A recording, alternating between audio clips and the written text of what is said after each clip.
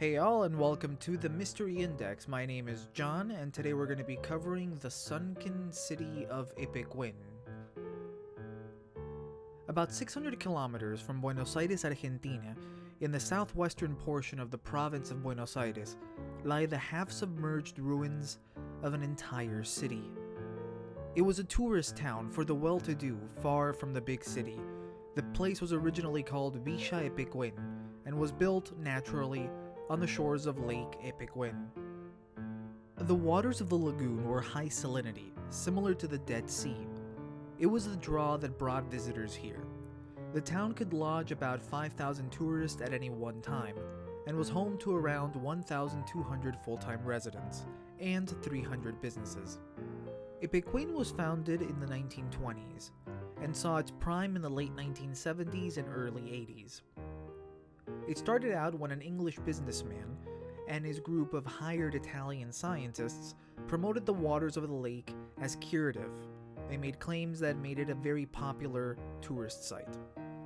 The town quickly grew, and a series of droughts in the 1950s shrank the lagoon considerably, which allowed developers to expand even further. A dam and an earthen dike protected the town against the water, even after the droughts ended and the waters returned. For decades, these embankments held, and hundreds of thousands of tourists patronized the resorts and floated merrily along in the salty waters. Then, in the late 1970s, a series of wet winters hit the region. At first, everything was fine, but the heavy rains continued to come year after year. Eventually, the dam and dike were under enough stress that they should have been reinforced. But they weren't. Town leaders and big landowners refused to invest in improvements, citing costs and the possibility of a lost tourist season while the work took place. They were confident the water would recede, that the rain would soon stop. There was a larger problem though.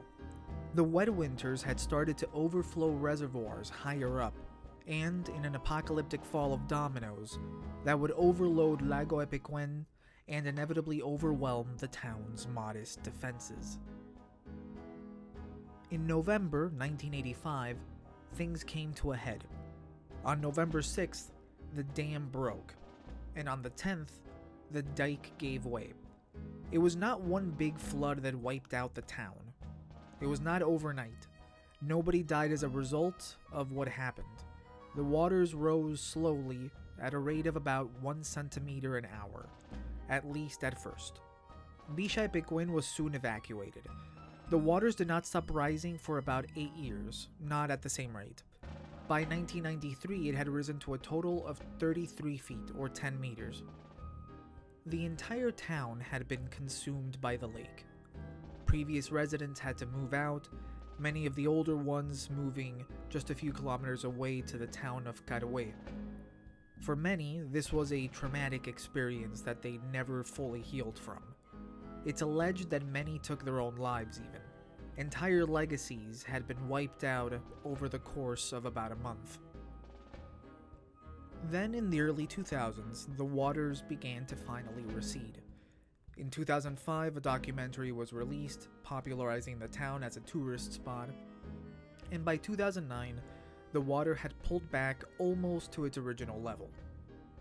Today, the place looks absolutely post-apocalyptic. Many of the buildings have crumbled after decades underwater, everything is a grayish white due to all the salt and the concrete, and there are dead trees everywhere. Interesting to note is that there is one former resident who moved back to Villa Epecuén after the waters receded. His name is Pablo Novak, and he moved back when he was 81 years old. The man is still alive. He's 93 this year, and he continues to live in his old house in the middle of the ruins. Nowadays, Villa Epecuén is a popular tourist site in the region. It's been featured in music videos, fashion shoots, even a Red Bull promo. Tours visit the buildings in better shape, like the slaughterhouse, and it is very picturesque in a melancholic sort of way. This town that once catered to rich tourists was destroyed through a mix of greed and indifference on the part of its owners, and now people take tours through its gutted streets while Victoria's Secret models pose in the crusted shells of what used to be a mom and pop shop. I'd recommend a visit if you get an opportunity, although it is a few hours away from Buenos Aires. It is one of the country's most unique locations. And that's about it. Thank you for watching. This has been the Mystery Index. I'm John, and I'll be seeing you in the next video.